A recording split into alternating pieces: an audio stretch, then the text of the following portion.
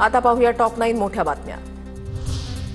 दौंड नगरपालिकेमध्ये मतदार यादीवरून राडा। अजित पवारांच्या राष्ट्रवादीचे कार्यकर्ते आक्रमक। मुख्याधिकाऱ्यांच्या दालनामध्ये कार्यकर्त्यांसाठी या जोरदार घोषणाबाजी।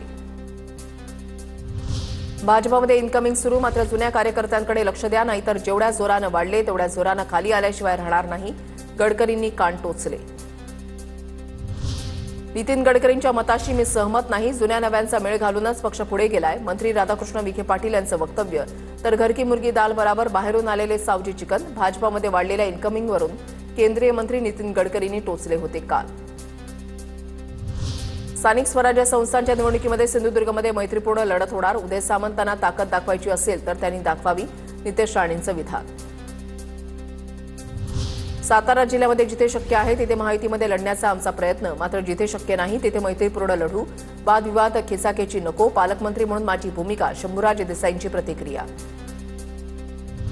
नंदुरबार जिल्ह्यामध्ये महायुती होणार, राष्ट्रवादीचे जिल्हाध्यक्ष डॉक्टर अभिजित मोरे यांचा दुजोरा। नंदुरबार जिल्ह्यामध्ये स्थानिक स्वराज्य संस्थेच्या निवडणुका महायुती म्हणून लढणार असल्याचे जवळपास निश्चित। मंगळवेढ्यामध्ये शिवरायांच्या अश्वारूढ पुतळ्याचं अनावरण ठरल्याप्रमाणे व्हावं, शिवभक्तांची मागणी। अमित शहांच्या दौऱ्यामुळे फडणवीसांचा दौरा रद्द, जरांगेंच्या हस्ते अनावरण करावं, शिवभक्तांची मागणी। सांगलीच्या जतमधील राजाराम बापू साखर कारखान्याचा गाळप हंगाम आजपासून सुरू। गोपीचंद पडळकरांनी कारखान्याबाबत केले होते आरोप, यंदा कारखान्याचे धुराडे पेटू देणार नाही, दिला होता इशारा। यवतमाळमध्ये 52,000 लाडक्या बहीण लाभार्थ्यांची तपासणी पूर्ण, जिल्ह्यामध्ये 3,700 लाडक्या बहिणी लाभार्थी महिला अपात्र, 48,000 लाभार्थी महिलांना दिलासा। मुंबई पुण्यामधल्या टॉप 9 बातम्या पाहूया। माटुंगा मुलुंड दरम्यान अपाणी डाऊन जलद मार्गावर उद्या सकाळी 1 ते दुपारी 4 दरम्यान ब्लॉक, तर ठाणे ते वाशी दरम्यानची सर्व अपाणी डाऊन ट्रान्स हार्बर सेवा 11 ते 4 या वेळेमध्ये पूर्णपणे बंद राहणार। सर्वसामान्यांकडून घरांची मागणी वाढली, 6 महिन्यामध्ये महारेरा प्राधिकरणाकडे 5,000 गृहप्रकल्पांची नोंदणी। मुंबई, ठाणे, नवी मुंबई, पुणे, छत्रपती संभाजीनगर सारख्या शहरातील प्रकल्पांचा समावेश। इमारत बांधकाम मंजुरीसाठी आता कृत्रिम बुद्धिमत्तेचा वापर करण्यात येणार। मुंबई महानगरपालिकेकडून नवीन प्रणालीसाठी तयारी सुरू, इमारत बांधकामासाठीची परवानगी जलद आणि पारदर्शक होणार।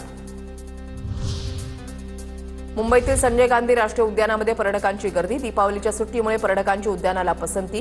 गेल्या 4 दिवसांमध्ये तब्बल 24 लाखांचा महसूल जमा, दिवाळीच्या 4 दिवसांमध्ये 22,000हून अधिक पर्यटकांची हजेरी। दिवाळीनंतर मुंबई पुण्यामध्ये परतण्याची लगबग, महामार्गांवर कोंडीची शक्यता, पर्यायी मार्गांचा अवलंब करण्याच्या पोलिसांकडून सूचना। पुणे विभागाचे पोलीस अधीक्षक विक्रांत देशमुखांसह इतर उपायुक्तांकडून वाहन चालकांना आवाहन। ऑक्टोबरमध्ये मुंबईतील हवा प्रदूषकाच्या पातळीमध्ये या वर्षामध्ये सर्वाधिक वाढ, 18 ते 22 ऑक्टोबर या कालावधीमध्ये सर्वाधिक दूषित हवेची नोंद, CREA संस्थेचं विश्लेषण। दिवाळीमध्ये पुण्याच्या हवेचा दर्जा घसरला, असुरक्षित श्रेणीच्या फटाक्यांमुळे विषारी घटकांच्या प्रमाणामध्ये वाढ, फटाक्यांमुळे हवेतील विषारी घटकांचं प्रमाण 40 ते 400 पट वाढलं। शहरातील 13 मॉनिटरिंग केंद्रांपैकी केवळ 5च केंद्र सुरू। पुण्यामध्ये दिवाळीमध्ये 750 टन अतिरिक्त कचरा, महापालिकेच्या नियोजनामुळे कचऱ्याची विल्हेवाट। नरक चतुर्दशी ते भाऊबीज या काळामध्ये प्रत्येक दिवशी साधारणतः 150 टन अतिरिक्त कचरा। पुण्यामध्ये दिवाळीसाठी तात्पुरत्या स्वरूपामध्ये खुला करण्यात आलेला बाबाराव भिडे पूल दिवाळी संपताच पुन्हा बंद करण्यात आला। डिसेंबर अखेरपर्यंत काम पूर्ण केलं जाणार असल्यानं भिडे पूल आता नव्या वर्षातच खुला होण्याची शक्यता।